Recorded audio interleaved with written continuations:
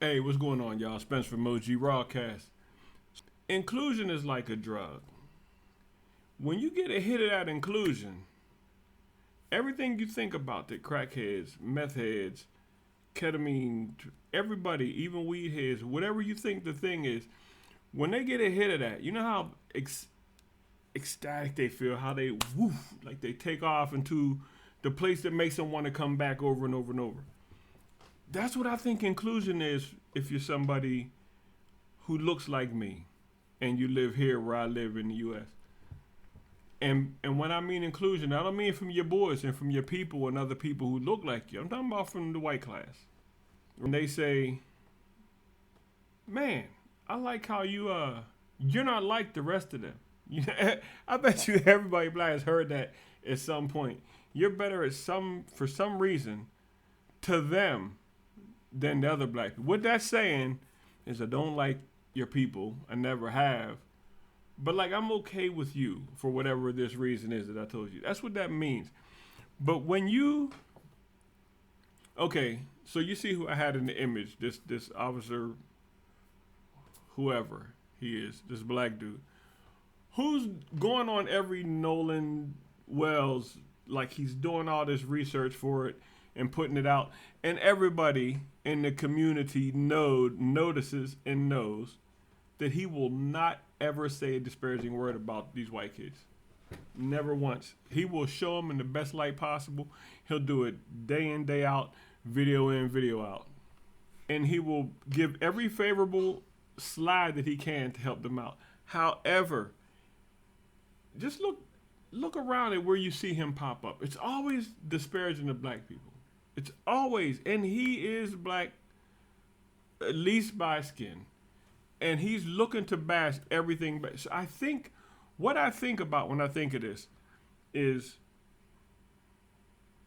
when I go back to the inclusion as a drug, like that's something that's common on both sides of the aisle and in general. I don't like how they do stuff. You know, so imagine somebody black will be the fall guy and say, you know what? I'll say that to my people for you for that hefty sum or that hefty ransom or whatever it is they're looking to get from it. They can take care of you. They can have you basically be the fall guy. You'll take the heat. Well, they'll listen to me. I can talk to my people for you. Don't you worry about it. I can talk to them. And then you come in and you badmouth. I think it's a job. I don't know any of this. But like, and I won't be spending much time on this class of people because it's not worth my time to talk about them. But I want to at least mention it to get it out there so that, like, people who know might drop it in the comments and fill me in on what's going on. But I know they've done this all the time. There's always been a fiddler or, you know, or a coon or whatever ways they word it. But like it comes from the person who's not only bashing black people and is black, but who actually rat you out to the white people. I don't know that, boss. I think I seen a guy running between the woods there. Like, that's it. So when I look back in history, like I don't have to write this minute. I know 1710 they did the meritorious manumission, and that was just it. Basically made Candace Owens type black people. This Brandon, whatever his name is, Tatum. It made these kind of black people. It rewarded you for ratting out black people. They help you do it, and they do it for you. So your people are keeping you in check. Now, if it's happening back then when we're still establishing what we got going on here, like and we already have this set up in the Virginias, Walter Plecker was a mother. Like, so when we have all this information that forever, as long as this place has been colonized, starting back in the beginning of when it was colonized, we've had those people willing to throw our people under the bus. The problem is, I almost don't want to badmouth the cat because you feel bad a little bit. It's like, damn, dude, you need this drug, this inclusion, this acceptance so bad that you're throwing your own people on. And don't you know at some point there's going to come a time where they're going to chew you up and spit you out. You ever talk to Omarosa in your interview show? Like, if you talk to Omarosa, he'll tell you they'll only use you as long as they can use you and then spit you out. That's how it goes. Ask Stacey Dash.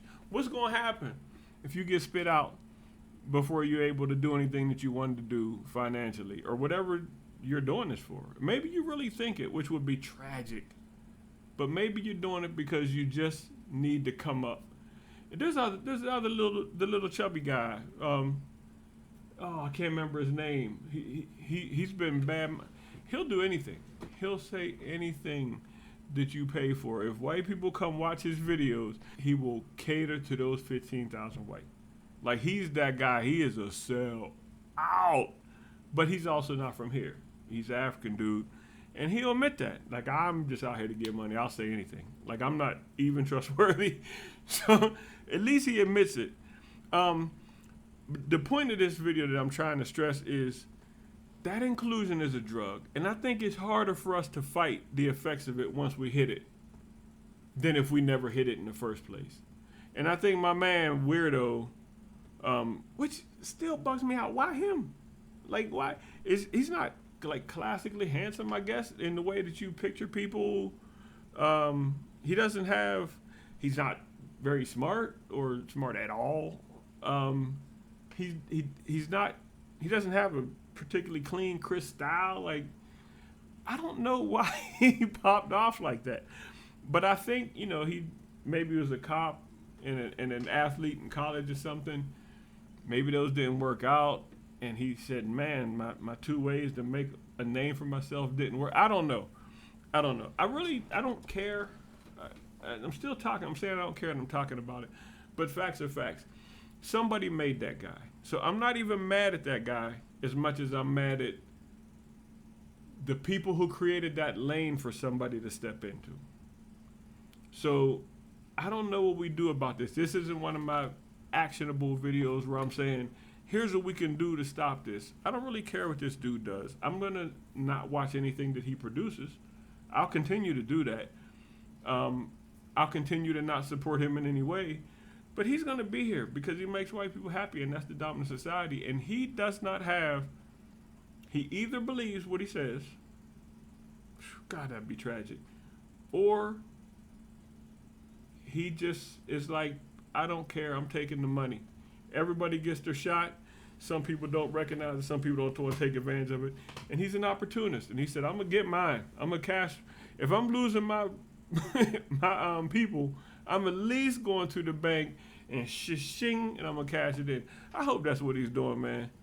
Yeah, I think we got to watch people like that and just recognize it's just a drug.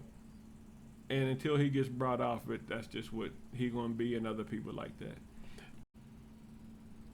And one last thing about this. The only thing that I will continue to do, and I hope that we do as a group of people, is let this guy go. So all he has to do is badmouth us. He accepted whatever the ransom, whatever it is. He accepted it. Let's let him go. Leave him alone. If he comes back crying and something went wrong, well, he only cries for Charlie Kirk. He won't cry. But if he comes back with his hand out, remember, we don't let up on people like that anymore. Just keep him to the side. Because he can't repair what he hurt in this time while he's flaunting his happiness and his inclusion. He can't fix what he did to us, the irreparable damage that he's done to the relationship. Can't let him come back to the cooker ever. Just don't let him come back, and then he'll be good. He can sink or swim on his own with them. Yeah, I'm going to go on that. All right, peace.